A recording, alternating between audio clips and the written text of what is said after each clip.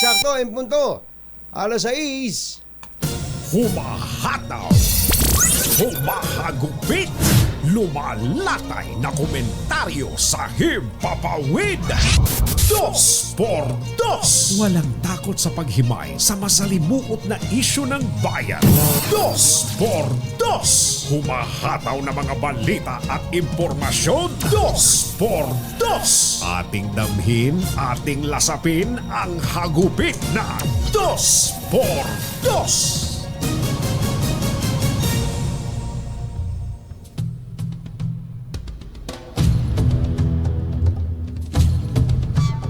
Dalawang trahedya ang sumalubong sa Japan sa pagpasok ng bagong taon. Day 1 pa lang na Enero nang yanigin ng magnitude 7.6 na lindol ang Noto Peninsula sa gitnang prefecture ng Ishikawa kung saan gumuho ang mga gusali. Nagdulot ng sunog at tsunami alert na ikinasawi ng hindi bababa sa 50 katao. Sa Day 2 ng 2024, nagkabanggaan naman ang Japanese Coast Guard aircraft at ang isang eroplano ng Japan Airlines sa runway sa Haneda Airport kung saan ay 5 ang patay. Habang nakaligtas naman ang halos 400 pasahero ng Japan Airlines. Sa report ng NHK, hindi pa nakakaranas ng malubhang aksidente sa commercial aviation ng Japan sa nakalipas na ilang dekada. Ang worst ay noong 1985 nang bumagsak ang isang Japan Airline jumbo jet na lumilipad mula Tokyo patungong Osaka na ikinasawi ng higit 500 pasahero at mga crew.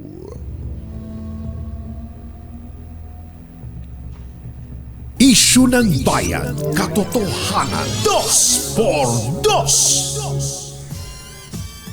Maitim ang balak, magtago ka na. 2x2, si Jerry at si Anthony. Narito na, 2x2, hahataw ng todo. Urado ka, 2x2, ang katotohanan. Dala nila, 2x2, walang sinasamba pali. Maniwala ka, 2x2, hataw ng gusto tol.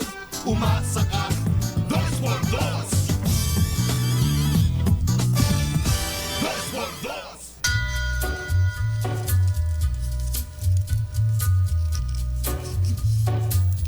Hi. Take a little walk Maganda morning. and go across the track. Magandang umaga, bayan! Bayan! Ito po si Jerry Baha. Ito po naman si Anthony Taberna. Muli pong sumasa inyo ang 2x2 sa umagang ito ng Secrets of Friday! Yoo-hoo! Kumusta kayo mga textmates, mga text partners, mga kapamilya, kapuso, kapatid, kabarkada, mga kapitbahay? across the middle. Alam nyo bang lumagpas daw pala sa target ang Department of Tourism ng tourist arrivals Oo nga. dito sa Pilipinas? Hindi. Aba. Sino ba secretary natin ngayon ng tourism? Si Secretary Mina Gabor pa ba? ayan, siya na. Talaga. Hindi. Si Gemma Araneta na, kumbachero. Oo nga pala. Hindi, napansin mo yung mga babaeng tourism secretary, mga iba talaga eh. Iba talaga yung mga babae eh. Talaga. Hindi naman natin minemenos yung galing nung Dick Gordon nung araw. Oo, tsaka sino pa isa, yung Jimenez. May Jimenez Si, tayo naging yung panahon ni Pinoy. Oo. Ayan. Magagaling na mga tourism secretary. Oo. Eto ho, mula sa target na 4.8 million tourist arrivals, Oo. umabot pala nitong nakalipas na 2023 sa 5.45 Oh! million Matindi. tourists ang dumating sa Pilipinas. Ayan. Madami, ha? Ayun, Kita meron mo, pa palang may- art card. Art card ba tawag sa ganyan? Yes. Ayan. Si art card. Yan. Oo. Ito ay 91.8% daw po ay mga foreigners. I mean, Of course. Samantalang 8.2% ang overseas Filipinos. Ito yung mga ayan. balikbayan. Oo. At alam nyo ba kung anong among the the foreigners na 91.8, alam nyo ba kung anong lahi ang pinakamarami? Anong sayo? Amoje! Amoje! Guys! Oma! Apa! Tama. Mga Koreans, South Koreans, ang mga Nakakatuwa naman, ano? pinakamataas na bilang ng mga turista natin. Kung sa bagay, kung batsero sa, sa Cebu, nakasabay ko sa Cebu, Mga katakot-takot ng mga Koreano. So para kang nanonood ng Kaya nga, tawa ng tawa si Zoe. Si Zoe. para silang nanonood lang ng series sa Netflix ng Korean. Yun namang mga Koreano, maaaliw ka talaga kapag nag-uusap din sila eh. Malambing no? May may wag lang magagalit. Huwag lang magagalit. May mga rude din naman ng mga Koreano. Lalo daw kinukwento ng isang kaibigan nating naglalaro sa golf course eh. May mga kwan daw talaga, mga Koreano na. Lalo mga, Kahit saan Kahit naman, saan, di ba? Kapag nawala sa diskarte, sa mood. nawala sa mood. Pero pag nag-uusap sila ng maayos, yung normal, maaaliw ka rin eh, di ba? Talaga. Kamsahamnida! Oo. Ano pa yung matagal-tagal na rin akong huling Nakakapanood ng ang natatandaan ko pa yung si attorney Si attorney, yung kwan. si Attorney Wu. Oo, si attorney Wu. Oo. Extraordinary attorney ba 'yan? Oo, magaling yun, magagaling. Ang galing. Tama, yung kumbatsero, yung mga turistang Koreano na yan. Isip-isip nyo, katakot-takot ang ginagastos niyan dito sa Pilipinas. Oo. Di ba? Sa Clark. Oo. Ayan, mga nag-i-invest. Katakot-takot din ng mga Koreano dyan. Oo. Alam na alam ni Paildon. Ngayon! Ang kwenta ng mga sino pa? Koreans dyan. Mate, Tiger, Master Rider, Nick Paildon, magandang morning. Kumusta ba dyan sa Clark? Sila Kuya Mel Magno daw ng immigration sa Terminal 3. Ayan, ang mga nakasalubong nila, mga Korean. So, ano sa'yo? Ano sa'yo? Ano sa akin? Alam ba tayo dyan? Oo. Ayan, umabot daw ho sa 1.4 million mga Koreans ang dumating sa atin. At sila yung among the foreign nationals na dumating, international visitors ay 26.41. Ang pumapangalo po mga kano. Ayan. Oo. Hindi lang mga kano yan, Sino kumbatsero. Sino pa? Pati mga kana. Pati mga kana. 16.5% at sinusundan sila ng mga Japanese. Ayun. Oo, mga Japanese. Japanese. Ilan? 5.61%. Sumusunod ay mga Australians. Ha? Ang baba ng mga China arrivals natin. 4.84% na lang po yung China. Anong naging Hindi, naghigpit kasi kumbatsero eh. tayo? Naghigpit din naghigpit ang China, naalala mo, naghigpit ang China, naghigpit din naman tayo. Ang pinapapasok lang natin dito mga pogo. So sila ayaw nilang palabasin din. Yung mga nagkaroon ng pagkakataong ganun kumbatsero at lalo ngayon hindi masyadong kaya pala may nakapagkwento sa akin dati ang mga raming turistang nakakasabay nila sa mga tour mga Chinese. Ngayon daw hindi na. Mga Indian. Mga galing sa pag ba galing ng India, Indian ang tawag? Mga Bombay. Pasintabi pa sa mga laging Bombay dyan. Yung mga meron kasing Indian ba ang tawag kapag Sherwin? Kapag galing mamamayan ng India, Indian. Kasi sa atin iba ibig sabihin natin ng Indian. Sinundan mo pa yun, may pana pa yan. Kakana na. Pag binago mo naman Bombay, pag tinawag mo naman Bombay, that's politically incorrect. sasabihin nila. medyo, Pagka, ano yan, ako daw yun, offensive daw yung offensive daw kumbachero. yun. Bakit? Bakit naman? Oo. Bakit naman offensive ang katagang Bombay? Para daw lumilitaw, lahat ng Bombay, may dalang payong. At nakasakay sa motor. Nakasakay sa at motor. naniningil ng pautang. ng 5-6. Oo, Hindi ganon. wala namang Ayun, ganon. yun ang kwento. Mas marami na ngayon ang mga Bombay Mga daw Bombay. na nakakasabay nila sa mga tourist destination. Siguro, ayaw na nilang maglagi sa sa India dahil nakikita nila kinukwento ni Mekos Mekos eh. Nino? Yung Mekos Mekos. Mekos. Oo, yung si Mekos. Ewan ko ba't napagtuunan ko ng pansin itong bagong taon niya si Mekos Mekos. Sino ba yun? Kwento, Bombay to eh. Bombay. Indian, andito sa Pilipinas. Vlogger. Tagalaon yun. Yung vlogger.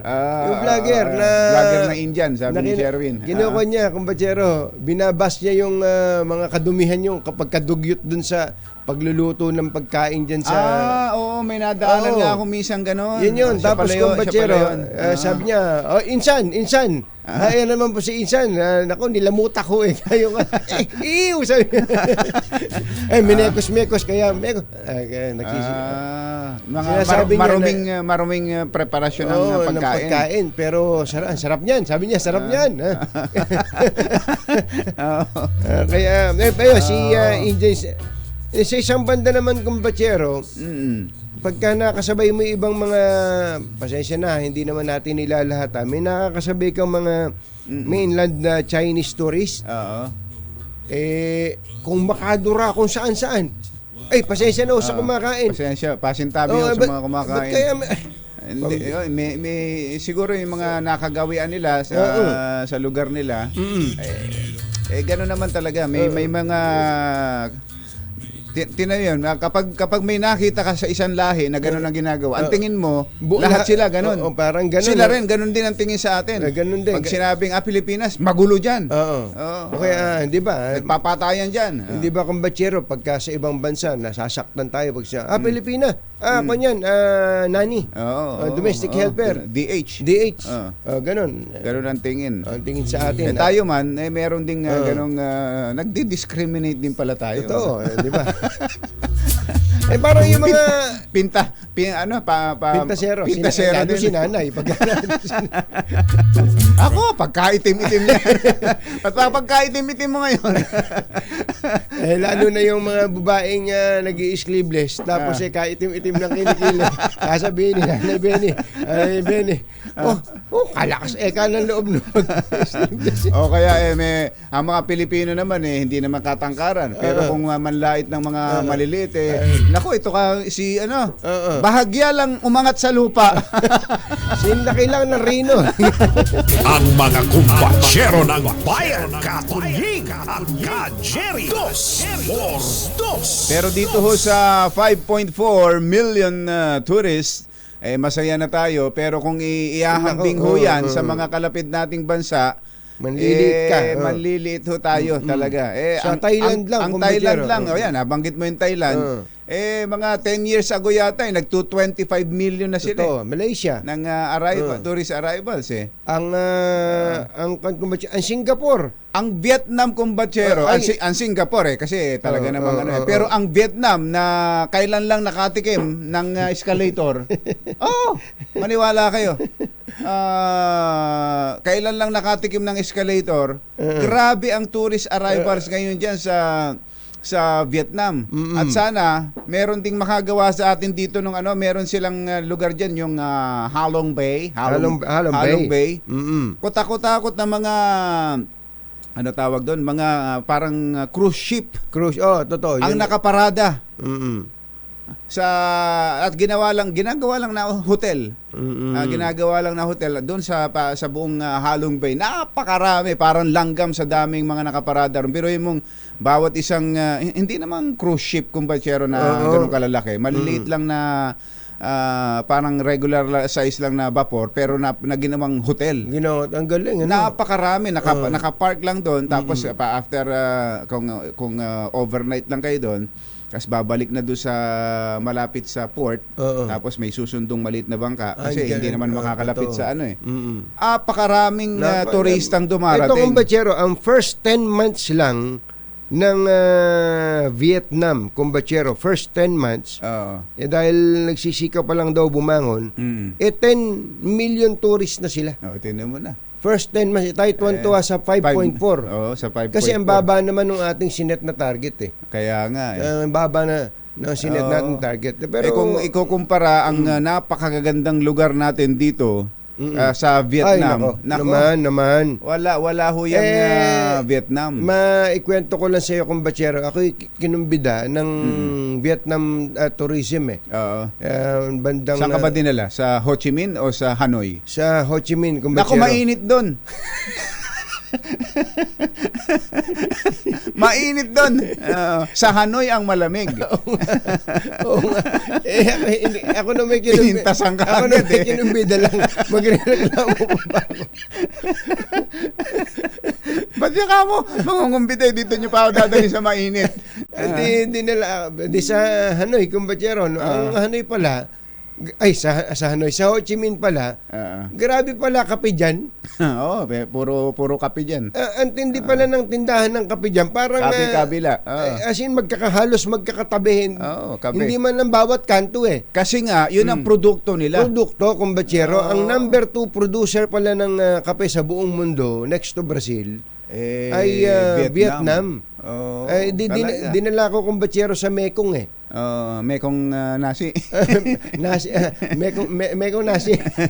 Adwa. Kaya nga malaki din ang production nila ng bigas dahil meron silang Mekong River. Meron silang Mekong River. Dinala ko doon kumbachero. Maganda kasi yung kanilang market. Minamarket nila yung Mekong. Nung sinakay na ako sa bangka, parang kadumi naman itong medyo madumi yung ilog. Hindi pa ganun kaayos. Madumi yung ilog. Pero nakikita mo yung talagang organize yung kanilang ginagawang at pagpopromote ng turismo nila. Oo. Parang meron na rin sila nung tulad ng ginagawa sa Hong Kong, ginagawa sa Japan, sa China. Ibang bus na mga tourist, ipapasyal ka sa magandang lugar, pero idadaan ka sa mga tindahan. Yan, tama. Tindahan ng alahas, Jade. tindahan ng jade, tindahan ng kung ano-ano. Meron silang ibinebenta yung made of bamboo. Ayan. Sa Vietnam, di ba? Totoo, Isa rin yan. daw na ano yan. Kong Angel. Total, ikaw tagapagtaguyod ng kawayan. Diyan, na-promote nila ng gusto, ipinopromote nila ng gusto ang kawayan. Lahat nga ng lahat nga ng produkto ipinakita na, pati yung pampalit ng tiyan. Sabi ko, gawa pa ba sa kawayan yan na mga Kaya pala si Kong ibinebenta Angel, na yan? medyo lumiit yung kanya. Yung alin? Alin ang lumit? Yung kan. Jerry Pa at Anthony Taberna sa 2x2 sa Ang galing Dapat ng, ganun. ang galing Dapat ng ganun tayo. promotion. Yung kumbachero ayun yung mga foreign tourists yung kanilang inaamuki o hindi kahit pumunta sa kanila. Pero nung nandyan ako sa Cebu, kinukwento ang general manager ng isang hotel dun na nakabidahan ko, Singaporean, Malaysian Singapore. Alam mo, kinukwento niya kumbachero. Ngayon pa lang niya bumabangon dito sa Cebu. Kasi ang mga turista daw nila ng mga Japanese hindi pa bumabalik. Bakit ka ako? Ang ginawa daw ng Japan kumbachero pati ng Korea ay nagkaroon sila ng massive tourism campaign para sa kanilang mga mamamayan, mga local tourist kumbachero. So bagsak presyo sa lahat ng mga local tourists. Para kung para puntahan mo ang magagandang lugar, ikaw na Korean, dito sa Korea. Dito ka sa Korea. Yung ikaw na Japanese, dito ka sa Japan na magpunta, bagsak presyo kumbachero, paano na yan? Bagbagsak mo, di ba malulugi yung mga hotel, mga hindi. Ang gobyerno kumbachero, ang may mga tax incentives sa mga hotel na gano'n. Wala sila dito sa atin. Nakakakuha tayo ng mga murang biyahe, murang package ng tours sa abroad. Sa abroad, yan. Mas mahal pang mamasyal sa Cebu kaysa sa mamasyal sa Taiwan. Yun mismo yung sinabi sa akin ni Simon Chu, yung Si Simon. GM. Sabi niya, mas mahal pa ang pagpunta mo sa Cebu kaysa sa pagpunta mo minsan sa Japan. Oo, talaga. O kaya Oo. sa Hong Kong. Kaya nga. Kaya yun ang mukhang kailangan meron tayong Kailangan shift gawin na natin. ganun Oo. Na ang una nating imbitahan Oo. sa mga local tourist sites ay mga domestic tourist. Ayan. Mga local tourist, mga kapwa Pilipino. Taas ang kamay. Sa mga Pilipinong nanonood at nakikinig sa atin. Ilan na po sa atin ang nakapunta ng Palawan? Yung mga pasyalan ng Palawan. Yung mga nakapunta, hindi pa nakapunta. Ako, nakapunta na. Pero hindi sa maraming lugar ng Puerto Palawan. Princesa, El Nido, Coron, mga napuntahan ko. Napakagandang lugar. Napakaganda. At yun nga yung iniisip ko, kumbatsero, na kapag dun yung ginagawa doon sa Halong Bay sa Vietnam, sa Hanoi, walang panama yun. Oo. Sa ganda ng Palawan. Totoo, kumbachero. O sino ang nakapunta sa atin sa Bohol? Taas ang kamay. O hindi ako makapagtaas ng kamay, hindi pa ako napunta ng Bohol. Pareho pala tayo. Pareho pala tayo. Hindi ba? Ang dami-daming Yan ang pinakamalamig na lugar sa buong Pilipinas. Dahil? Dahil hanggang ngayon, kahit tag-init, hindi natutunaw yung chocolate hills nila. Yun na. Pero hindi pa ako napupunta dyan. Ano ba? Saka yung tarsier, di ba? Yung tarsier. Hindi pa tayo nakakakuha ng tarsier. Pinamumulagatan ka ng tarsier. Kaya sa ating mga tourism secretary, ba't ba ganyan lang ang ginagawa ninyo? Kanina puro puri. Bakit ba 5.4 million lang yan? Ba't ba 5.4 million lang? Tapos tuwan-tuwa na tayo. Baka kailangan medyo itaas natin. Parang kahapon kumbatsero nagpadala sa akin yung taga-finance namin ng target para sa January Sabi nga, baba naman ng target na to. Gusto niya yata makahit ng target Pinagbabago ko nga. Taasan natin, target naman yan So para lalo tayong magsumikap. Taasan natin yung target, sales target natin. Ganon din sa tourism arrival target natin. Isipin nyo, 4.8? Nako. Sino pa bang kalapit nating bansa ang 4.8 lang ang tourist arrivals? Tayo na lang. Tayo na lang siguro. Napakaganda po ng Pilipinas. Sa totoo lang, Talaga. nata-turn off lang sila sa airport natin. Pero ngayon naman nag-uumpisa. Hindi, maayos Ang ganda na. ng airport natin. At nagdadagdag pa tayo ng mga paliparan. Pangalawa, kumbachero, ang turn off talaga sa atin, traffic. Traffic, Sa nakatotoo yan. Metro Manila. Pero ganun din, matraffic din naman sa ibang lugar At ang mga dayuhang turista naman, hindi lang naman dito sa Metro Manila pupunta. Kumbaga parang Probinsya, landing point lang nila ito. Totoo. Kahit na isang araw lang dito, isang gabi lang makapunta lang ng Port Santiago, makasakay ng Calesa, maisakay Dyan sa natin na isang Luneta. ikot sa jeep, 'di ba? Ayos na yun Tourist na yun Tapos Intramuros, kung meron Intramuros, tayo ng mga bus na dadalhin sila sa mga tindahan ng kung ano-ano, dapat ganun Yung tulad ng ginagawa nga sa ibang bansa para napopromote yung mga produkto nila. Tapos dalhin na sa mga magagandang sa lugar. beach. Napakaraming magagandang beach sa Pilipinas. At ako, bago lang natin iwan paksa na to, nananawagan lang tayo sa mga Pilipinong nasa tourism industry. Huwag natin tatagain. Huwag natin tatagain yung mga bisita na nakakita lang tayo ng puti kung makataga tayo, ganun na lang Uy, may kano. May kano. Kahit na Canadian. O kaya kahit na Briton. Uy, kano. Uy, kana. Ayan, wag natin tatagain. Ipakita natin yung mabuting ugaling Pilipino na pag nagpunta ikukwento pa nila. Ikukwento pa nila sa kanilang mga kaibigan Na hindi lang yung lugar ang maganda, kundi ang mga tao. Ayan ang kailangan natin. Huwag natin tagain. Pakita natin sa kanila yung mabuting ugaling Pilipino. Ayan. Beno, Ang tunggak na oras, matatapos na pala tayo. 24 na minuto na makalipas ang ika-6 ng gabi. umaga. Umaga. ACS Balita, susunod na. This time, balita ang maaasahan. ACS Balita. Walang makakaligtas, walang makakalampas. Saan mang sulok ng kapuluan, Luzon, Visayas hanggang Kamindalawan. Basta't may balita, ipagwagwagan ng sikat na tagapagbalita. ACS Balita. Kasama ang 2x2 tandem Anthony Taberna at Jerry Baja. ACS Balita.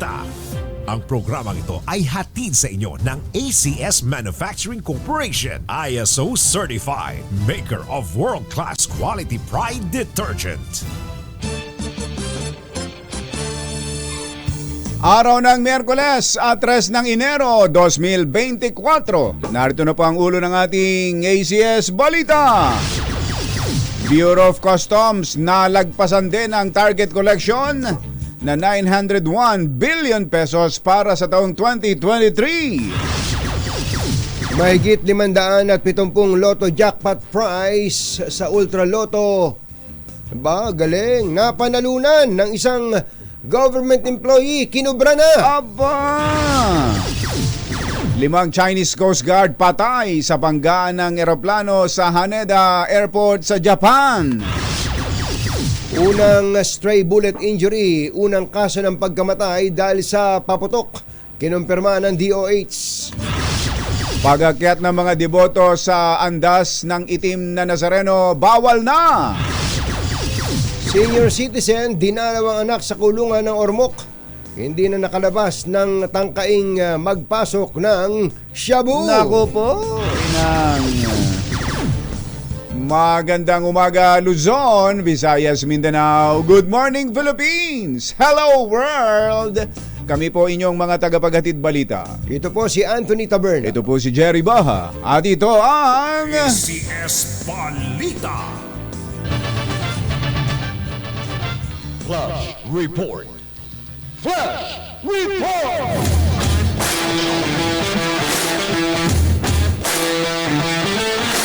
May report muna tayo. Wala ko flash report eh. May kinalaman pala sa flight ng PAL.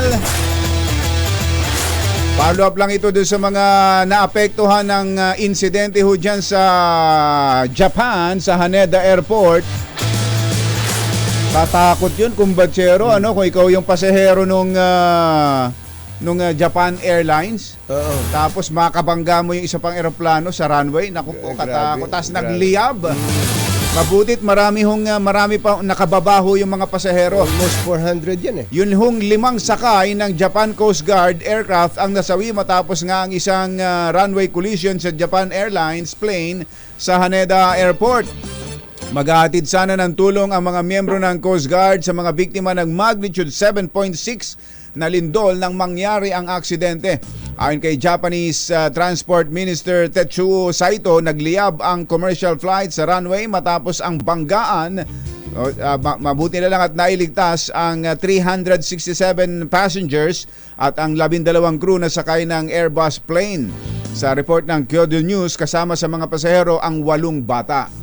Ayan. Kaugnay niyan, may follow-up si RH6 Sherin Alfaro. Coming, Sherin!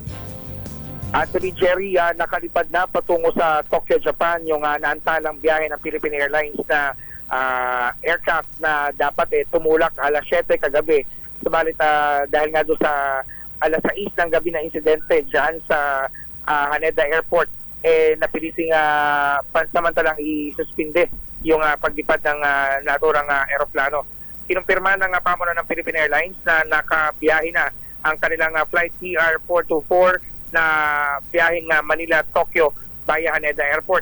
Ito'y matapos na pansamantalang masuspinde ang naturang biyahe dahil sa nasunog na aeroplano ng Japan Airlines Flight 516 na sa runway ng Haneda Airport, dahilan upang hindi muna tumanggap ng mga parating na mga aeroplano ang naturang paliparan. Batay sa inilabas na abiso ng Manila International Airport Authority o MIAA, maliban sa PAL ay hindi na rin pinayagang makalipad ang Japan Airlines Flight JL78 na dapat sana iaalis ng alas 11:20 kagabi. Subalit makalipas din ng 10 minuto ay pinayagan rin na makalipad. Diverted ang biyahe ng All Nippon Airways Flight NH870 na una nang umalis sa Pilipinas bandang alas 2 kahapon ng hapon na lumapag pansamantala sa Kansai Airport sa Osaka, saka lamang pinayagan na maka-landing sa Haneda Airport. Batay sa ulat na... So ngayon Sherwin, okay na ang Haneda Airport. Oo, clear na yung aircraft. Ang bilis sa din, runway. Bilis kumilos. Para sa isang major accident na ganyan, At buksan Aircraft. kaagad ng may 24 hours na ba? Wala pa yata. Wala di ba? pa In kumbatsero. less than 24 hours. Mas magaling tayo. Yung may nabalaho lang sa atin Tagal, tatlong araw. Ilan ha? Sherwin ha? Mas magaling tayo ha? Ang problema sa atin, sa NAIA, isa lang kasi yung runway na ginagamit kapag may mga palapag at pa-take off. Sa atin, may nabalaho lang, Sa runway natin, talagang sarado buong araw. Anong buong araw? Hindi lang buong araw. Tatlong araw yata Lumabot ang ilang araw. Yung Pero kagaya nung nangyari sa amin aircraft incident na inabot din ng naalala ilang ko araw pala, bago matanggal yung naturang aircraft sa runway ng Pero ito ba, NAIA. Sherwin, na established na ng Japanese authorities kung paano nangyari yun? Ang Yung sinasabi, aksidente? mukhang palanding o kakalanding lang nitong Japan Airlines Flight 516 na isang domestic flight ng ang tinitignan dito parang error ng slotting o traffic slotting na umandar sa taxiway yung Coast Guard aircraft hindi na Hindi pa siya pansin na cleared. may gagamit sa runway C ng Haneda Airport na palanding itong domestic flight ng Japan Airlines 516. Kung makikita nyo sa video, ayan, napakabilis nung usad ng Japan Airlines 516 na yung initial na pagsabog doon sa apan na collision sa isang Coast Guard aircraft. At habang ito'y tumatakbo, lumilinya yung apoy. Ano to? Habang, Palanding yung JAL? Palanding nung magkabanggaan sila? Paglanding? Oo, Paglapag? landing. Di ang bilis nun. Paglapag, nandoon sa runway C yung aircraft ng Japan Coast Guard. Parang Kaya, binagsakan niya yung yung eroplano ng Japan Coast Guard. Ayan biglang liyab Makikita po na yung impact, yung point of collision, tapos may pagsabog na nangyari doon sa nangyaring point of collision. At luminya yung apoy habang humihinto, sinusubukang huminto ng 516 na biyahe ng Japan Airlines.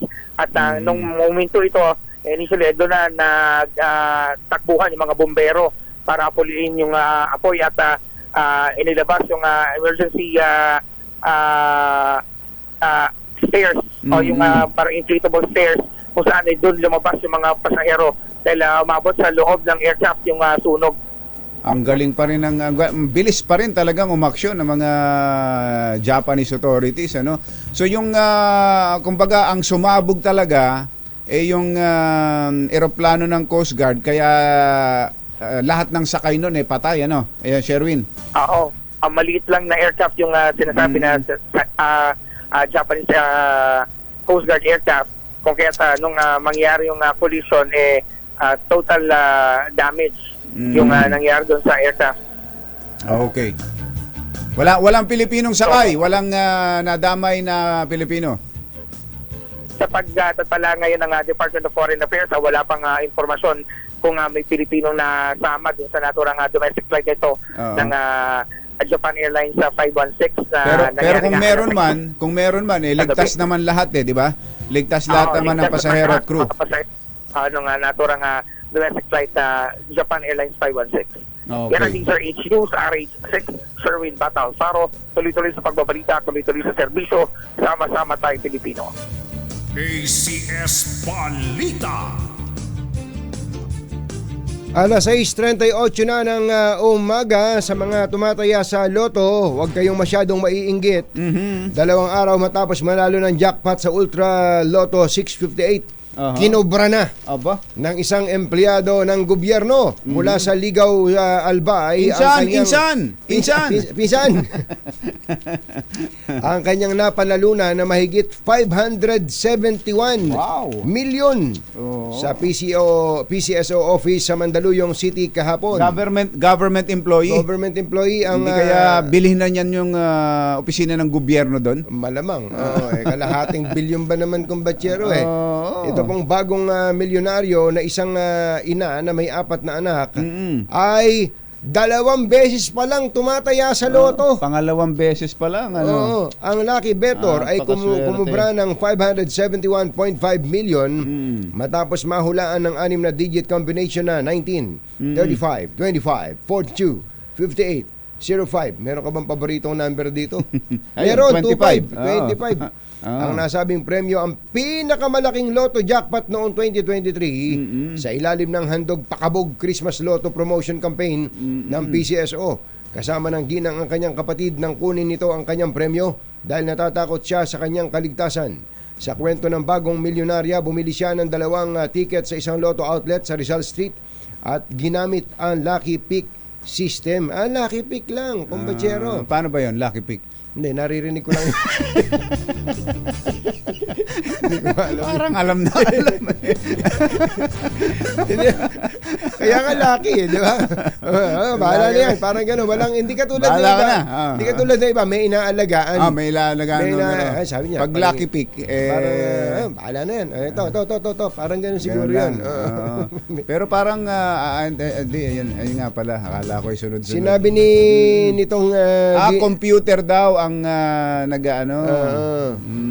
Bumili na number pag lucky pick. Ang sabi nitong ginang, ang masasabi ko lang, sabi niya, sabi. ang masasabi ko lang sa mga nagsasabi na hindi totoo ang mga nananalo sa loto, nagkakamali po kayo. Sabi niya gano'n. Kailangan po niyong tumaya para malaman niyo na totoo ang loto. Yan yung kanyang sinasabi kong batsero. Kasi may mga hindi totoo walang yan. kwentong kutsero lang Kasi yan. nga hindi tinutukoy kung sino talaga. Hindi pinapangalanan yung mga nananalo for their security. Ayan. Pero binanggit ba kung anong ahensya ng gobyerno siya? Hindi rin. Malamang, hindi binanggit kumbatsero.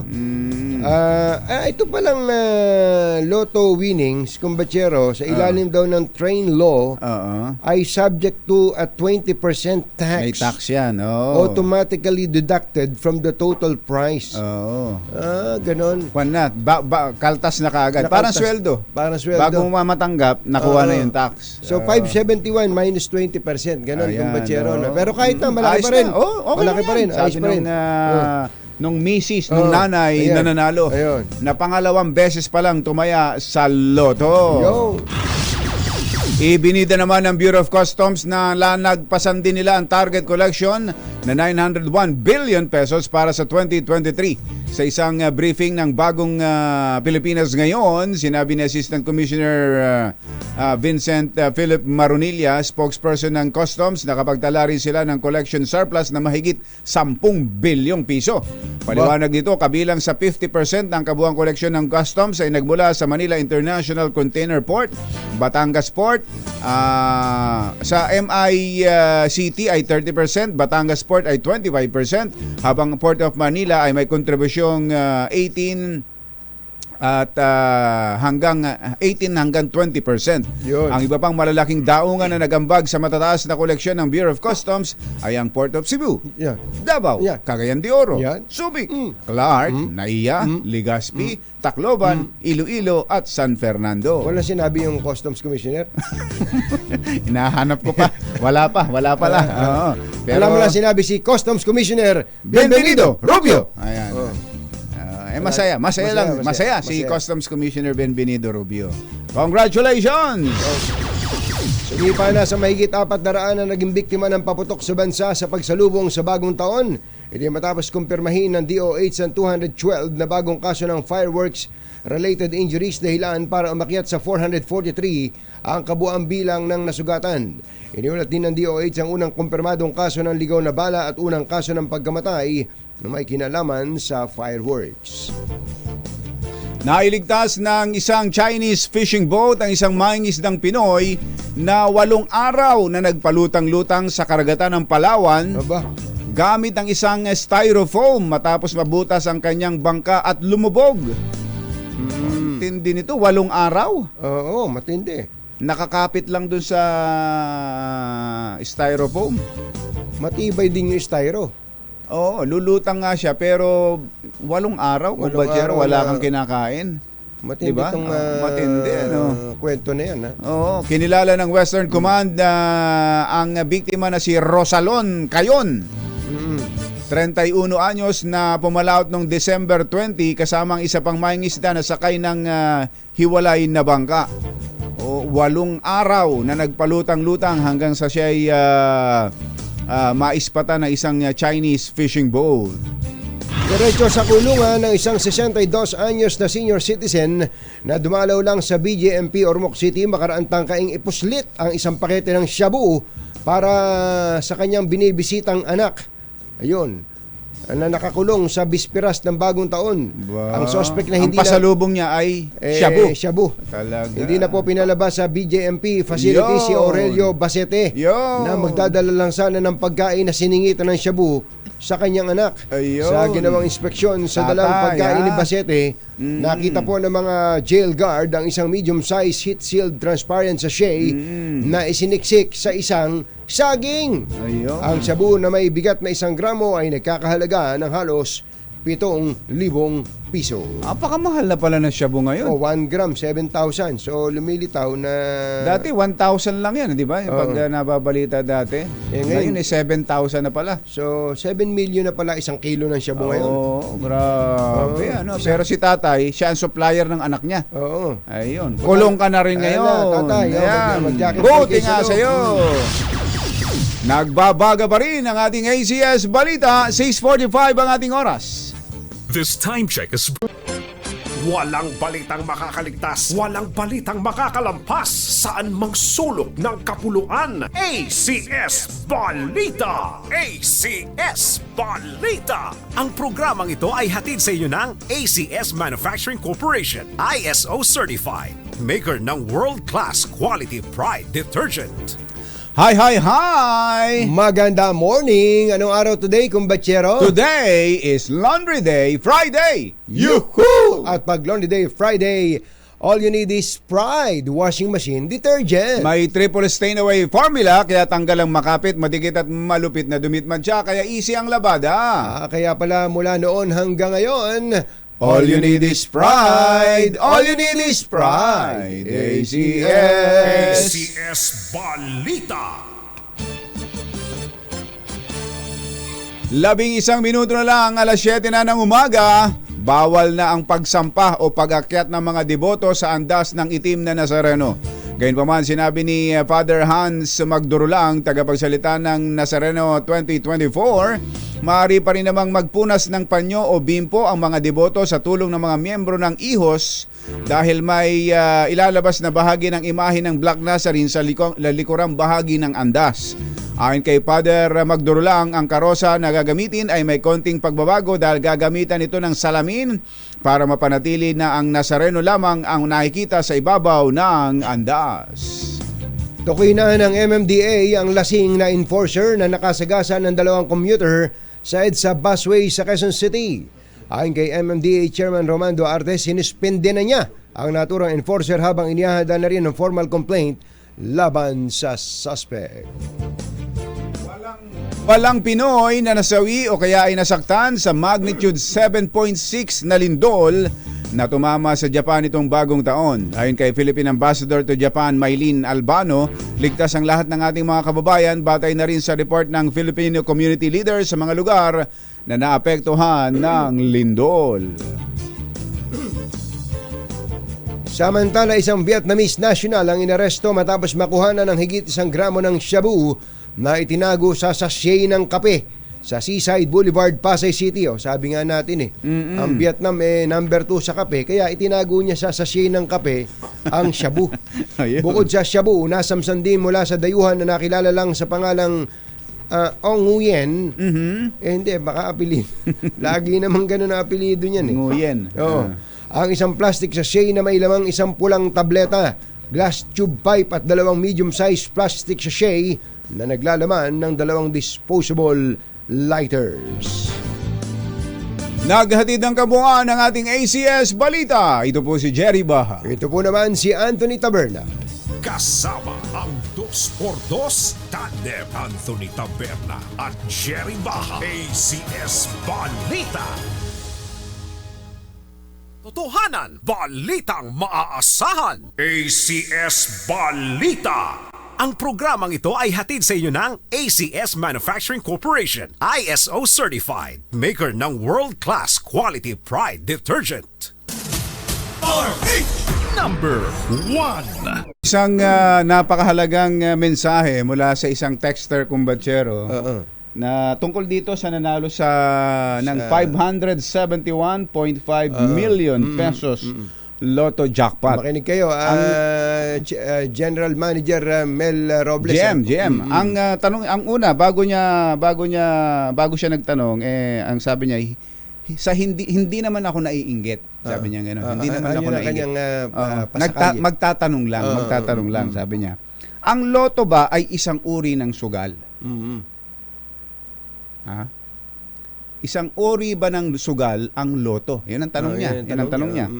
Pwede bang ang empleyado ng gobyerno ay tumaya sa Lotto sa ilalim ng mga umiiral na batas natin?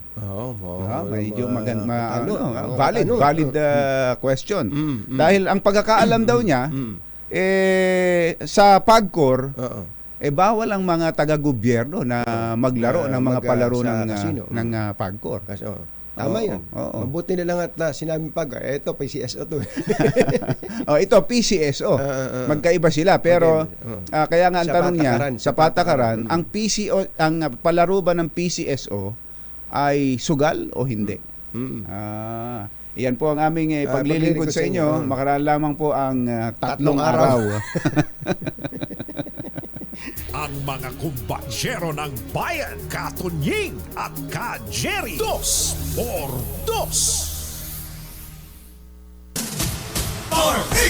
Number 1. Katunying at Ka-Jerry. Anthony Taberna, Jerry Baha, ang samahang pinatibay na ng panahon. 2x2. 2x2.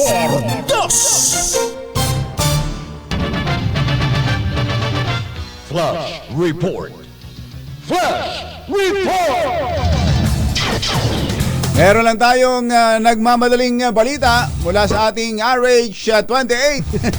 Anthony Taberna. Yes, Come in, Anthony. yes, maraming salamat sa iyo. Ba't ba ganun yung mga report? Parang inahawakan pa yung buwan. Maraming salamat, parang Jerry. Kailangan ganun, ha?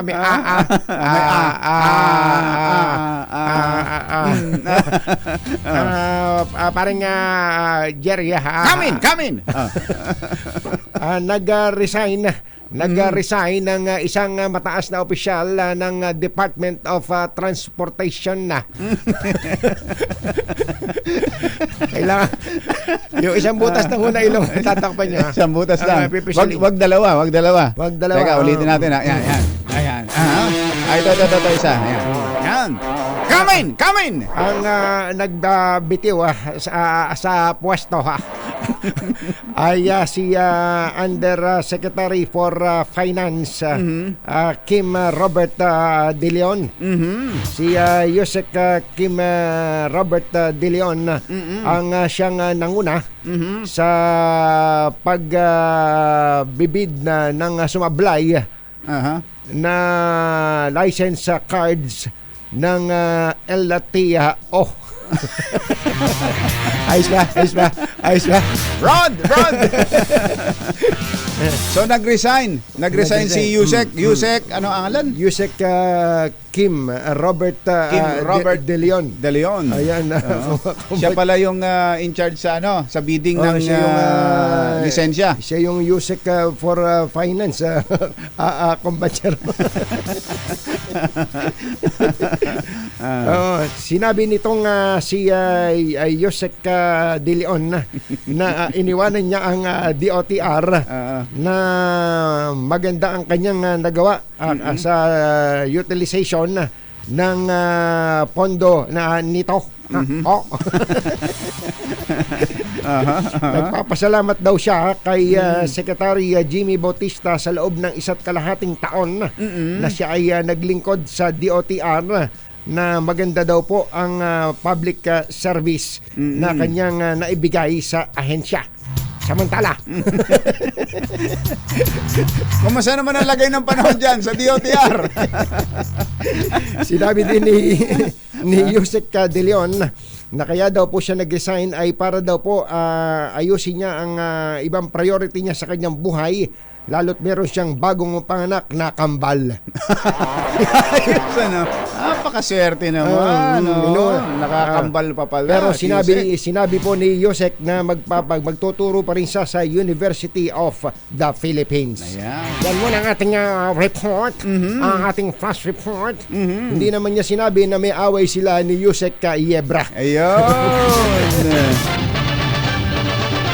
Flash Report. Flash Report! Ayun, ay, totoo ho yun, ha? Totoong report ho yun. Baka akala nila kalokohan lang yun. Totoo, nag-resign kumpatsero. Oo, matindi ha. Hindi nga niya dinitalya yung kanilang samaan ng loob ni Yusek Yebra. Yusek. Matindi pala to si Boy, ano tawag yun? Ano yung sasakyan niya? Range Rover. Si Boy Range Rover ha. Nakapagpa-resign ka ng isa dyan. Dapat ikaw mag-resign. Ikaw ang nakapagpa-resign ha. Ang galing mo. Ang galing mo. Hindi. Isyu ng bayan, katotohanan, 2x2.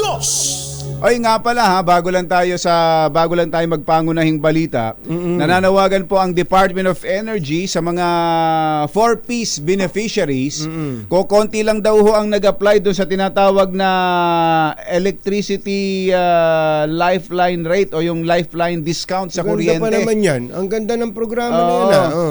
Nasa 4.6% lang daw kung batyero ng kabuuang bilang ng mga 4-piece beneficiaries ang nakapag-apply. Bakit? So ito yung nasa 191,000 plus lang kung ikukumpara sa 4.2 million registered 4-piece beneficiaries. Hindi ba nila alam kung Maaaring paano ganon. mag-avail ng ang ganda po niyan ha. Maaaring ganon. Ano yung lifeline rate na yan, kumbatsero? Mababa merong mababa. Baka yun din ang isang issue dito, kumbatsero. Baka naman sobrang baba nung requirement na consumption.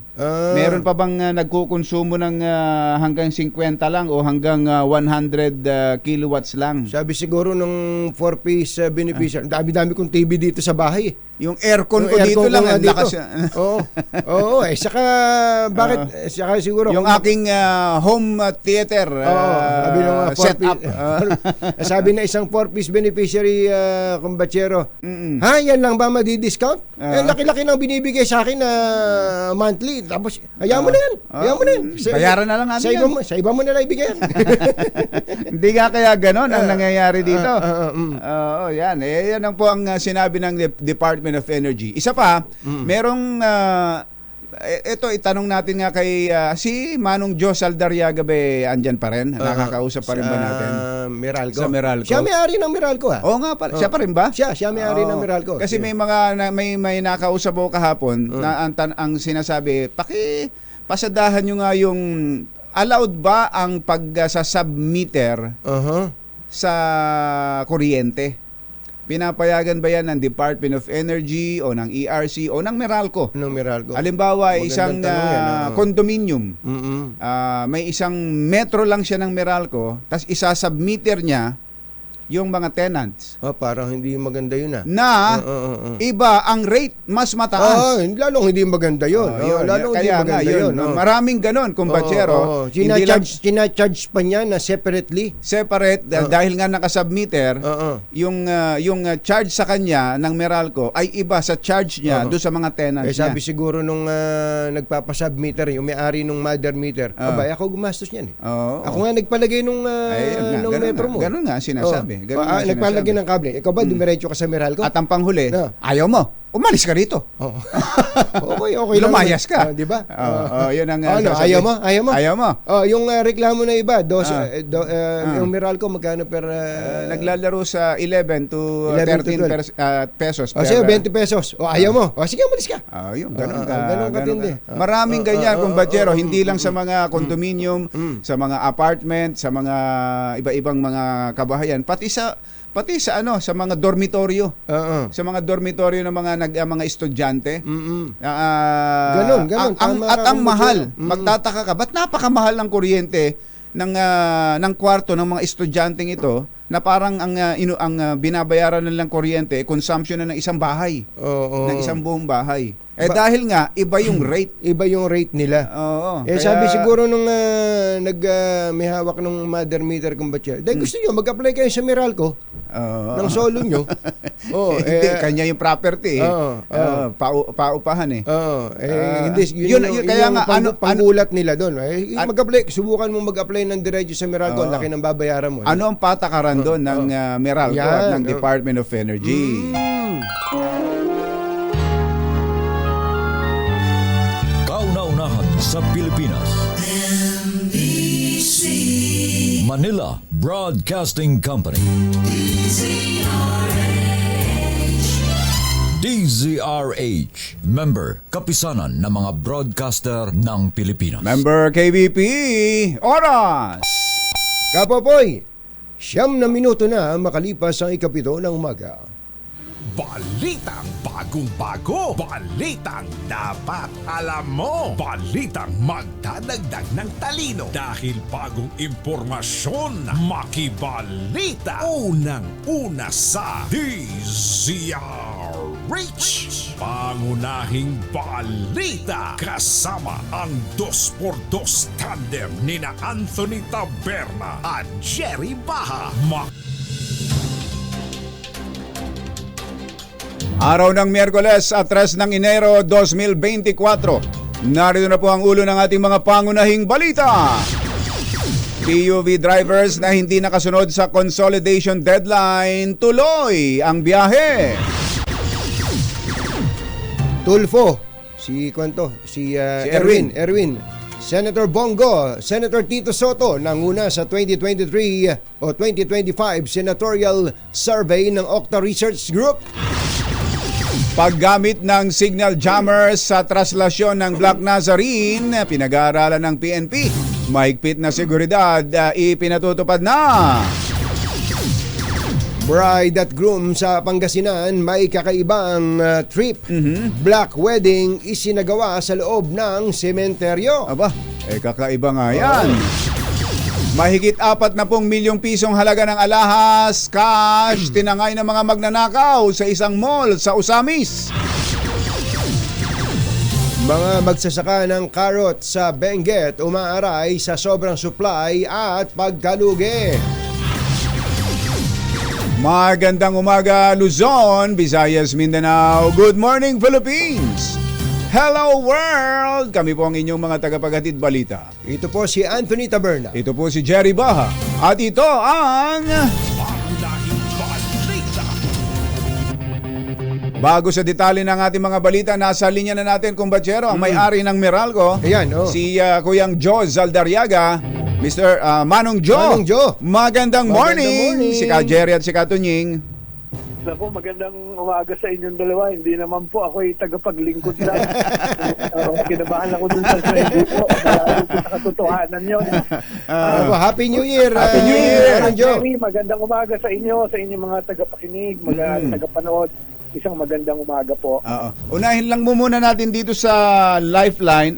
Kokonti Yes, sir. daw ang takers, Manong Joe. Ba't kaya? Ano bang assessment ninyo? Well, kami, tuloy-tuloy naman yung pagtanggap namin dun sa mga nag-a-apply. Fact, nung nagdaang taon, itong 2023, aggressive na barangay blitz. Kami na yung lumalapit dun sa mga lugar kung saan nandun yung mga kababayan natin sa marginalized sector. Ibig sabihin, ito yung mga kababayan natin kailangan ng tulong at kung ang kanilang konsumo naman ay consistently hindi lumalabas 100 kilowatt-hours kada buwan, hinihikayat namin sila na sumama dito sa yung mga kasama dun sa Pino program o yung 4-piece at yung na-classify talaga ng WD na miyembro ng marginalized sector. So, kung hindi ko nagkakamali, mga more than 30,000 na yung kasakit sa programa target namin sana mas malaki pa. Kaya tuloy itong programa natin. Wala naman tayong talagang patuloy na adhikain kung hindi ikayatin sila sama dun sa program. Oo. Ang sabi ho ng DOE ay 4.6% lang ang nakapagparehistro. Ano ba requirement? Baka naman maraming kailangan para makapag-avail. I think yung figures nila is nationwide, no? Mm-mm. Dito sa Meralco, hoping to target siguro mga 200,000, no? Mm-mm. Medyo malayo pa. So, tuloy-tuloy naman itong kampanya namin. Mm-mm.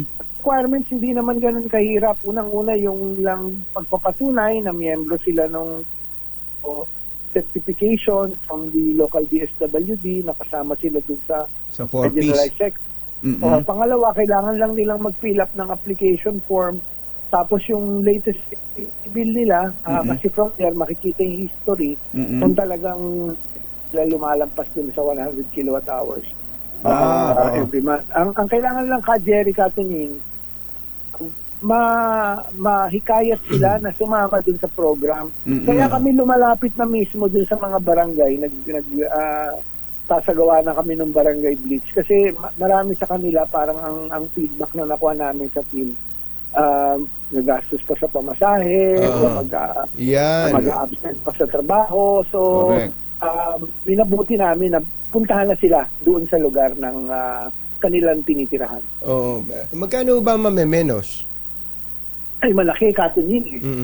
Anywhere from 20 to 100% yung discount depending on your consumption. So medyo significant din yung kabawasan lalo ngayon, di ba? Malaking bagay din kahit paano diskwento sa kuryente. So yun po sana, nananawagan na rin po sa mga kababayan natin, yung mga customers po ng Meralco. Mula po kay Manong Joe, kung maaari po mag-apply na po kayo kung kayo ay kasama dito sa programa, sapagkat makakatulong din po kahit paano yung discount po sa inyong monthly bill. Meron po ba kayong nadidiscover ng mga 4-piece beneficiaries na ang consumption ay mga 300 kilowatt hours o kaya mga 500 kilowatt hours? Well, kung hindi naman sila tutungo sa amin, medyo mahirap ma-determine yun, Katunying. Karamihan naman ng mga pupunta sa amin talagang marginalized sector. Hindi na sasabihin yun na sila may home theater at naka-aircon ang kanilang kwarto. Kung 300 yun, mukhang malaki pa sa konsumo. Bali dito, ang requirement, 4-piece beneficiaries at hindi lalagpas sa 100 kilowatts ang consumption mo per month. Yes, tama po Jerry. Ayun. Paglagpas na sa 100, wala na. Dati kasi wala siyang distinction. Basta hindi ka aabot ng 100 kilowatt hours. For example, nagpapaupa ka ng kondo, nagkataon yung kondo mo walang tenant. Biglang in the past, like yun, pag hindi umampas automatic base sa consumption. So, yung bagong batas rationalize the program na yun talagang dapat makinabang ang kailangan kayo po ba nag-aabono nun sa Meralco? It's a cross-subsidy. Ibig sabihin, yung consumers naman na hindi parte ng marginalized, yung parang nagbibigay nandun yun sa 9 item. Kaya pala ang laki ng binabayaran ko. Okay, sa mga qualified do diyan, kung hindi na pupuntahan ng mga tauhan ng Meralco, magpunta kayo mismo sa Meralco office, sa mga branches, Manong Joe. Yes, sir. Opo, sir. Doon lang po, spirit lane po yun para mabilis yung proseso. Okay. May tanong, may public service question may concern lang yung mga nangungupahan.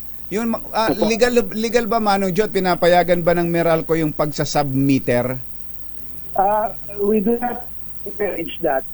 Kasi ang sa amin, kung meron kang desire na magkaroon ng sariling electric service, mag-apply lang po sa Meralco, hindi naman po magiging problema yun.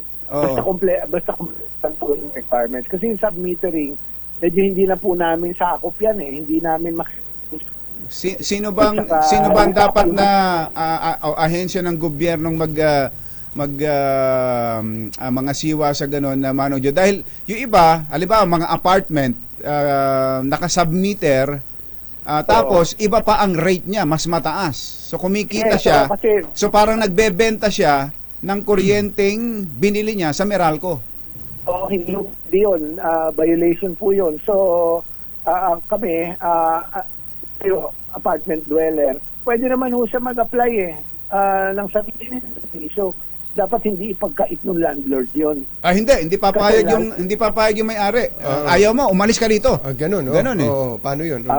Yun lang ang malungkot doon kasi normally we don't really encourage yung ganyang arrangement. Unang-una, yung safety, no? Kasi siyempre, anong linya yung kinabit nila? Yun yung tanong. Pangalawa, siyempre sa rate.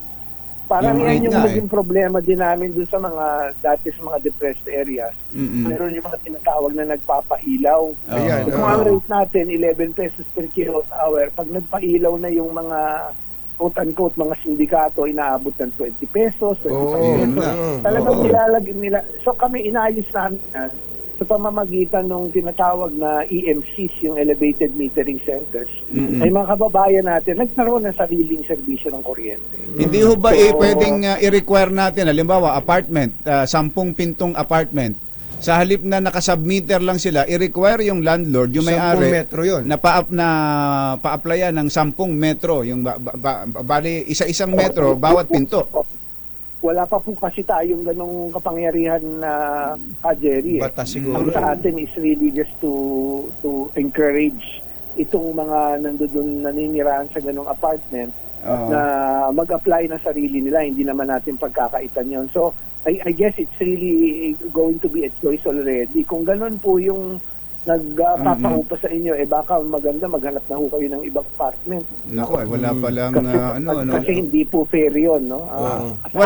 Wala hong government agency, halimbawa ERC o DOE na pwedeng umaksyon sa ganon, Manong Jo?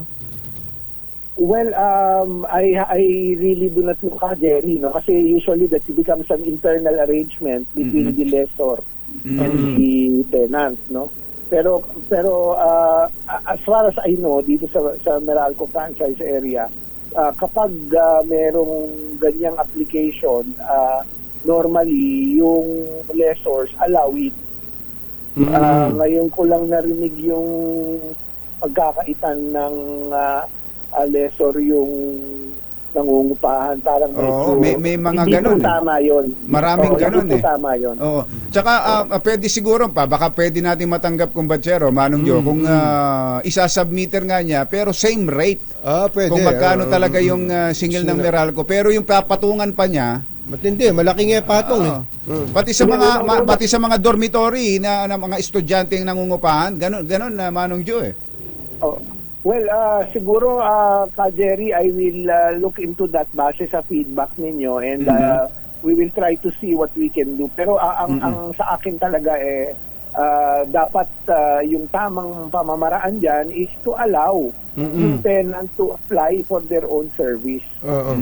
Kasi kanila na, may karapatan naman sila. Like for example, long-staying tenants, may contract na 1 year. Pero pwede naman po yun.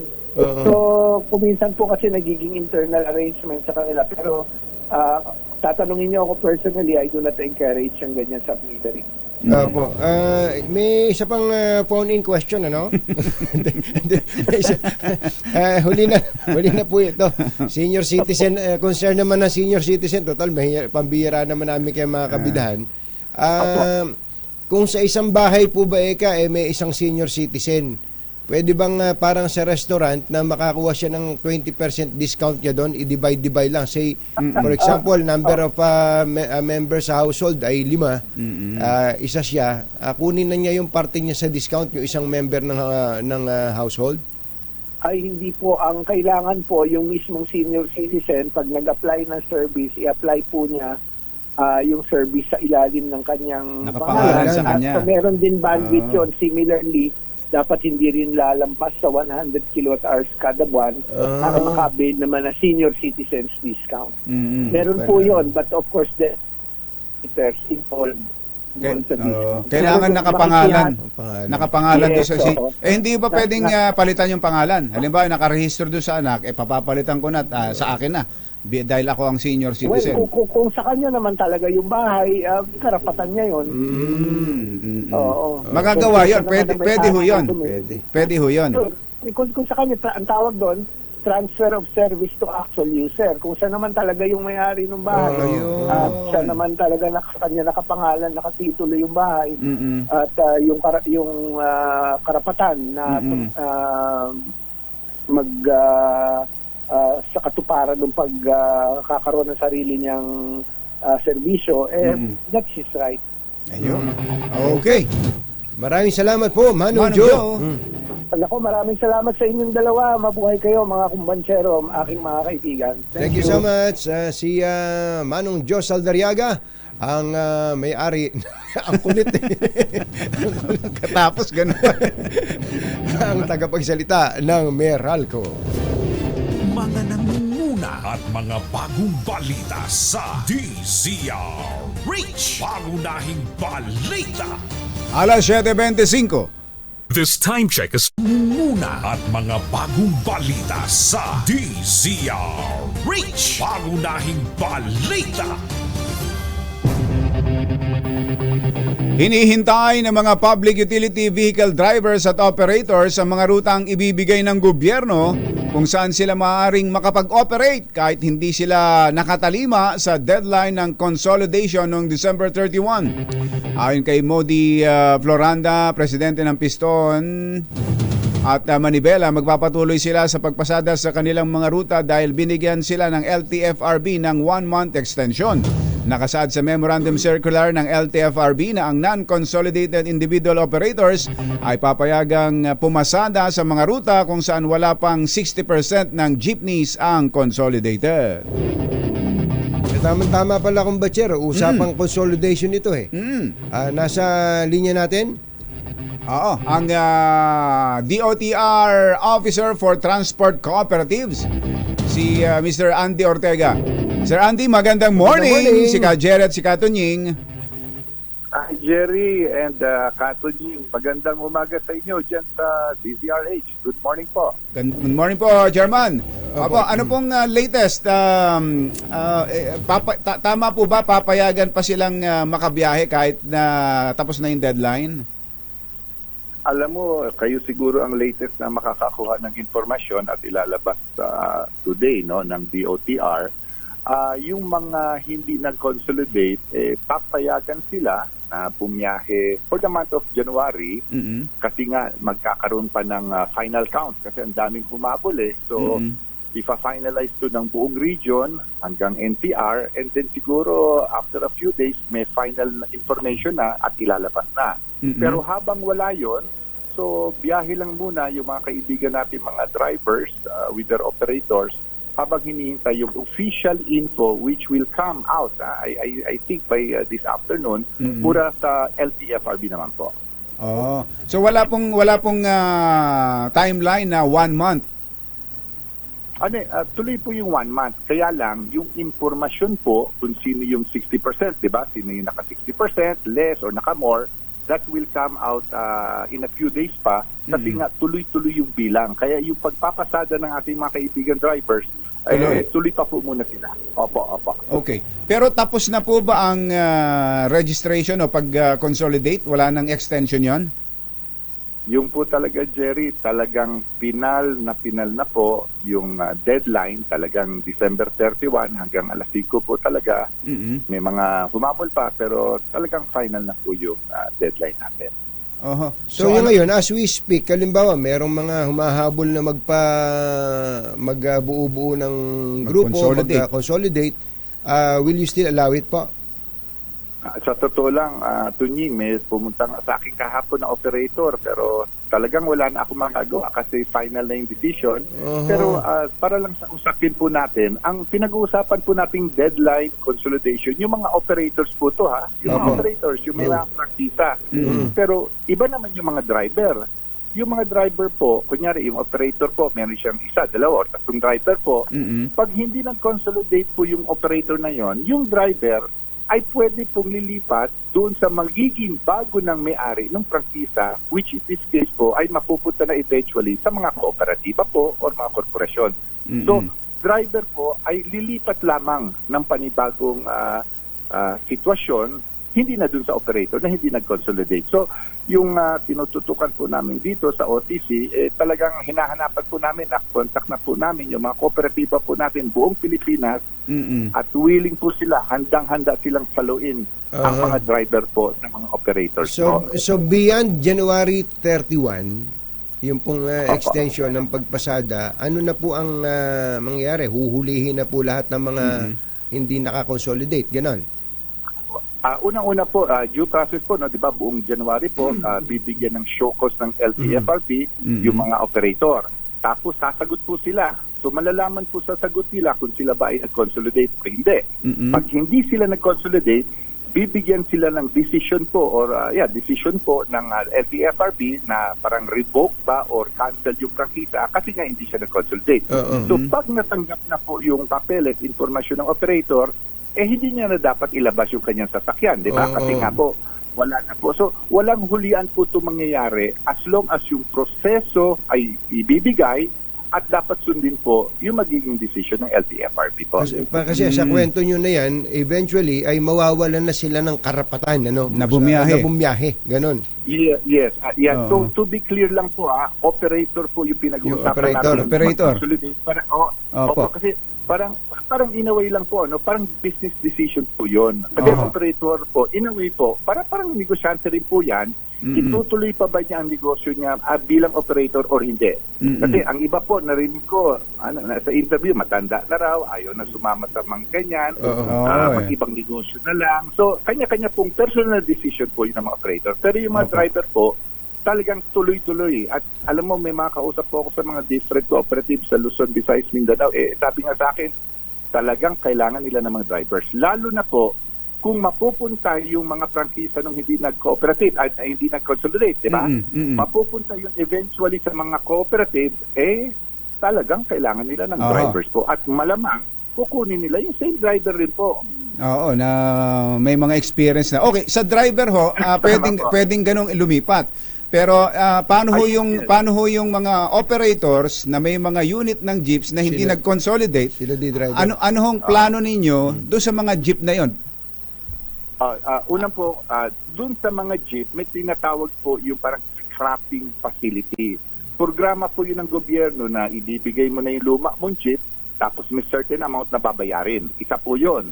Then meron po tayong tinatawag na social support. Ito po, pwede kang mamili ng mga programa ng DOLE or ng TESDA. Parang menu po yan, mamimili ka kung anong training gusto mo, anong negosyo gusto mo, tapos ibibigay po sa iyo ng gobyerno ng libre. So yung mga operator na hindi na sumali,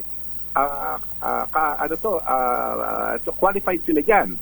Yung mga driver, kunyari lang, may driver, ayaw na rin, qualified po sila dyan. So yun po yung mangyayari sa mga hindi nag-consolidate. May ganong programa. Pwede ho bang ibenta ng operator na hindi nakipag-consolidate? Ibenta ko na lang nga itong mga jeep ko dito sa nakipag-consolidate. Sa kooperatiba. Sa totoo lang po, no, I'll just give an answer na medyo hindi 100%. No? Kasi yun, wala ng prangkisa yung sasakyan niya. So, hindi mo na pwede itong ma-register as private. Yun po yung pagkakalam ko. Dahil po ito talaga is public utility yun, yung jeep, di ba? So, hindi mo siya pwede, as of now, no, ang pagkaalam ko, hindi mo siya pwede i-convert into a private vehicle. Hindi po, hindi po private. Ibebenta mo. Iaangkas po siya dun sa iaangkas siya dun sa kooperatiba. I clear po ako sa tanong nyo. Ang hindi lang ako sigurado kung pwede pong ilipat. But rest assured, right now, after we talk, I will ask LTFRB/LTO yung jeepney ni Operator A. Pwede bang ipasa niya dito kay kooperatiba na may prangkisa? Opo. So, titinan ko po yun. Pero normally po kasi, ang operator merong sasakyan na yan. So ngayon, kung yung kooperatiba, meron siyang prangkisa, di ba? Eh may sasakyan na yun. Wala naman siyang parang kaya pa niya magtanggap ng extra. So yun po, pero I will be clear lang po doon para makatulong po tayo further. Opo, hindi. Kung mag-e-expand ng negosyo, yung kooperatiba. Yung cooperative, At magdadagdago totoo, ng mga units. nag-iimbita pa nga siya ng mga driver. Oo. Tama po yun, Pwede ho tama po yun. yun. Kasi Siguro- it's either ililipat lang or baka kukuha na siya ng modern vehicle. So titingnan po natin, tama Opo. po yun. That will definitely help not only the drivers na magkakatrabaho, pati yung operator po na pwede bang ipasa yung sasakyan po. Opo. Okay, so ang malinaw po dito ngayon, si operator na hindi nag-consolidate, wala na siyang negosyo ngayon. Yeah, basically, it's a business decision. Yung kanyang pagiging operator sa isa niya or dalawa or tatlo, depende dami ng sasakyan, talagang stop na po yung kanyang negosyo as an operator po. So kapag ako'y commuter, at halimbawa, nagpilit pa rin bumiyahe yon, kahit wala na siyang prangkisa, ako ay commuter, tinangkilik ko siya. Ano ho ang ano ang disadvantage sa parte ng commuter? Ay, unang-una po, kasi pag yung jeep operator, binahi niya yung sasakyan niya, wala na pong prangkisa na yon, wala na rin sa LTO yon, parang kolorum na po yun, and the safety aspect, the responsibility aspect po nung operator ay nawala na. Parang hindi na siya kasama doon, and delikado po yung ating mananakit. Kaya nga sabi ko earlier, once decisions come out, everybody should follow it. Kung hindi po, may batas po tayo. Ito po, mga quick questions, ito mga frequently asked questions, kumbachero yung po bang mga driver na mawawala ng trabaho doon sa mga ayaw mag-consolidate, pagka po ba lumipat doon sa cooperative, ano ang proseso at tama po ba yung naririnig namin na magkakaroon na po sila ng sweldo, parang swelduhan na po sila na fixed income earners na po sila? Yes, opo. Yung driver before December 31, operator po yung kanyang boss.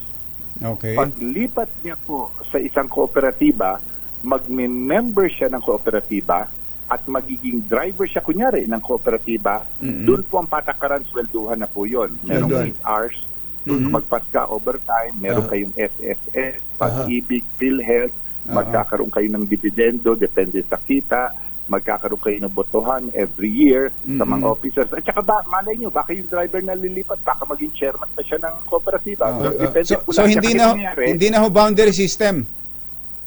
Ay, hindi na po. Yun po yung ating tinatanggal na boundary system para at least alam ng driver hanggang or rather eksakto magkano kinikita niya araw-araw para hindi yung malaki or maliit. Something consistent po. At saka yung operations po, isigit ko lang, ang maganda dito sa kooperatiba, 24 hours na ang operations ng jeep o ng modern vehicle. Hindi na pwede yung pagdating ng gabi, ayoko na. Wala na. Kaya, kunyari lang po, no? Traffic, ayoko bumiyahe. Dito, obligado kang umikot, kunyari 24 hours, 3 shift, para ma-assure po yung mananakay natin. Yun po yung objective natin dito. Totoo po ba na mga Chinese-made vehicles lang ang bibilhin ng mga kooperatiba?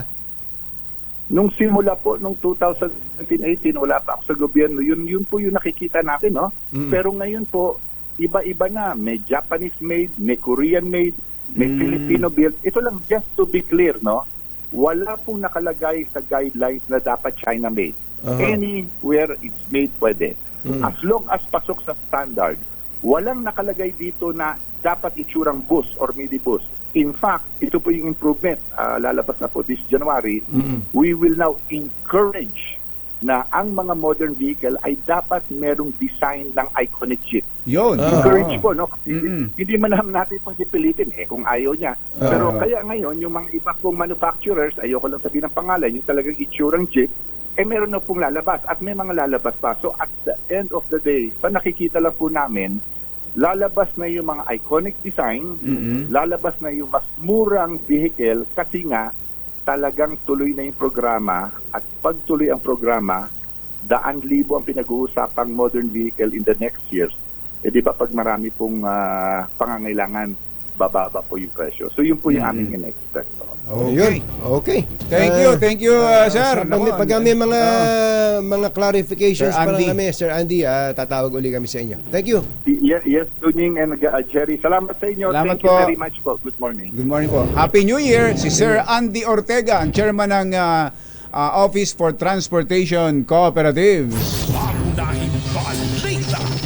Sa ilan pa nating mga balita ay kinukonsidera ng Philippine National Police na gumamit ng cellphone jammers sa traslasyon ng itim na Nazareno sa gaganapin sa Enero 9. Ayon kay PNP Chief General Benjamin Acorda, kabilang ito sa pinag-aaralang security options upang tiyakin ang kaligtasan ng milyong deboto na inaasahang sasama sa prosesyon. Gayunman nilinaw ng PNP Chief na wala silang namo-monitor na seryosong banta na may kaugnayan sa traslasyon.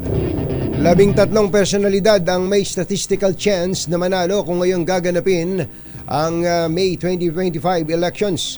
Batay sa survey ng Octa Research Group na isinagawa noong December 10 hanggang 14, 6 na incumbent senators at 3 dating senador ang may chance na manalo at pumasok sa top 12. Nauna sa survey si ACT-CIS Party List Representative Erwin Tulfo na nakakuha ng 76%. Kasunod si Senator Bongo na may 53% at pangatlo si dating Senate President Tito Soto na may 48%. Kabilang sa mga pumasok sa top 12 sina Senators Bato de la Rosa, Amy Marcos, Francis Tolentino, birthday boy, birthday ngayon ni Senator Happy Francis birthday, Tolentino. Senator Tol. Cois Moreno, si Isko Moreno, dating Senador Ping Lacson, Senator Pia Cayetano, Senator Manny Pacquiao, dating VP Jojo Binay at Lito Lapid. Bigo namang makapasok sa top 12 sina dating VP Lenny Robredo at dating Senador Mar Rojas. Daang kilo ng carrots mula sa Benguet ang ipinamigay ng libre sa Burnham Park noong holiday season, bunsod ng oversupply at naging dahilan din ng pagkalugi ng mga magsasaka.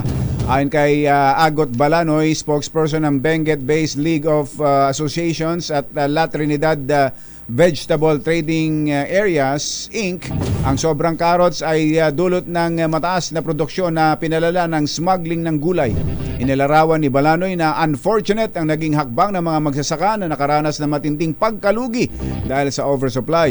Nalulungkotan niya sila para sa mga magsasaka na nangutang para sa produksyon ngunit nauwi lamang sa donasyon at pagtapon ng kanilang mga inani.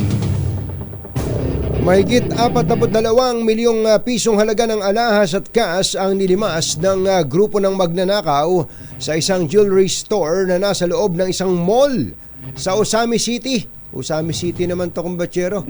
Yung nakaraan ay sa Cebu. Di ba Cebu? Yung may yung bar passer pa na... Correct, Oo. Lumabas sa investigasyon na dumaan ang mga suspect sa drainage ng mall na may lagusan na tumutuloy sa isang peryaan. Parang money heist yan. Oo. Ito yung mga... Si Berlin. Si Berlin. Ayon kay Police Major Eurydice Revillas, Deputy Chief of Police ng Osamis, pati ang ATM na nasa loob ng mall ay hindi rin pinatawad ng mga kawatan habang sinira din nila ang ilang security camera sa loob ng mall. Gayunman meron ng 3 suspect at 5 persons of interest na hawak ang pulisya habang patuloy pa rin ang investigasyon sa insidente.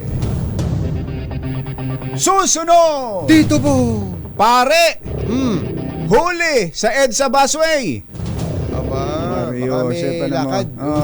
At itong kakaibang wedding na ginanap sa Alaminos, ang lugar ng mga longganisa na may toothpick. Ni Kuyang Els Bartolome. Ayan, at unique wedding. Kuya Dante Katabay, nakita mo ba to, Kuya Dante?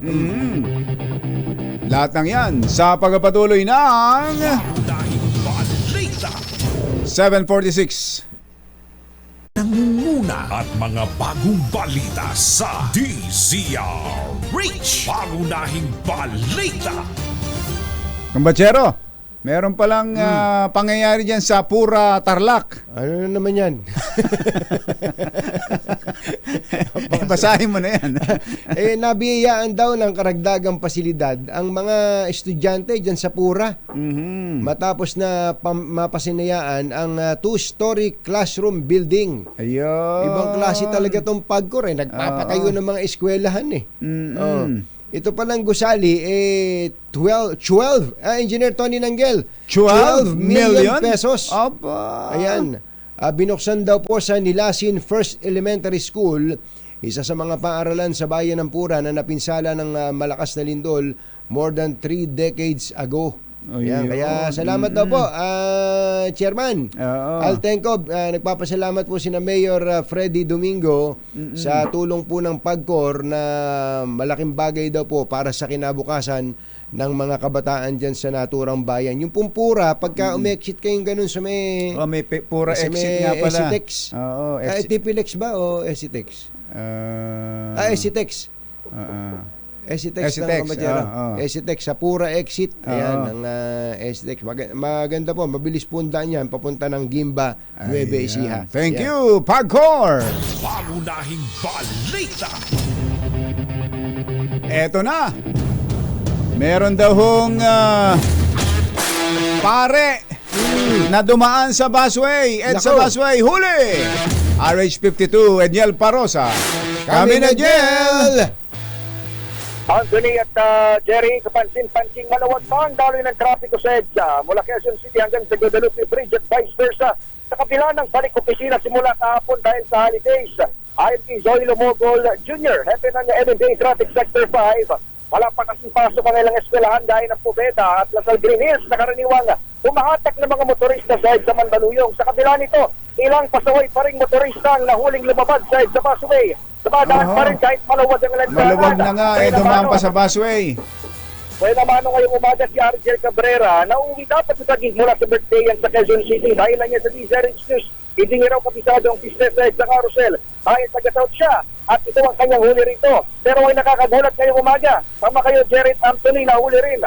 Isang foreign national, nakatsinelas sa motorsiklo at nagtangkapang takaso ng bahagya. Itong mga pumara sa kanya, ang mga tauhan ng MMDA ayon sa enforcers.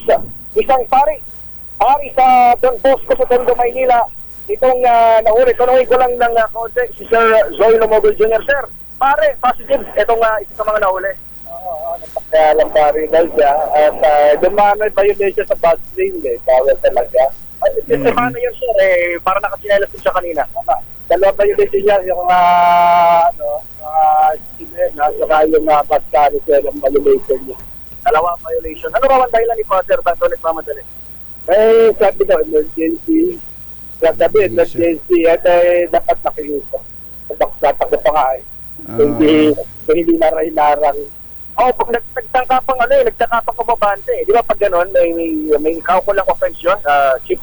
Na para naman siya, hindi naman gano'ng tumakbo na para. Kaya, first offense pa rin. Motor, Edniel, nakamotor? Sorry, Anthony, Jerry. Nakamotor yung sasakyan ni Father? Oo, motorsiklo. Siya ba itong nasa video mo na may kaangkas? Iba ito? Siya yan, yung may angkas. Yung may angkas. Nung napara siya ng mga MMDA, nagtangka pa siya kumabante, tapos nung tuluyan na siya na corner, yung praying position pa sa kamay, nakiusap, parang nakikiusap, nag-emergency siya, pero kailangan niya kasi tumabi dahil nakakaabala rin siya doon sa ibang mga motorista, at in the end, natititan siya, 2 violation. Isa roon sa paglabag dahil sa carousel, tapos isa doon sa kanyang improper. Edniel, parang hindi niya kakilala yung angkas hindi man lang humahawak sa kanya Baka namamasada. Hindi kaya namamasada. Parang namamasada kung namamasada man, ay nakapambahay. Tinan mo, kung magkakilala kayo na magkaangkas, nakakapit ka sa bewang, nakayakap ka, o kaya nakahawak sa balikat. Hindi ko na masabi. Ayan, yung kasama niya, nakapaganon yung kasama niya. Kristan daw po niya. Sa Kristan? Opo. Ayun, sa Kristan daw, sabi ng sponsor. So, pare at sa Kristan. Pare at Kristan. Sabi, sir, ano sabi? Emergency daw po, pagpapunta ng hospital. Ayun, papunta raw sila ng hospital, Jerry at Anthony.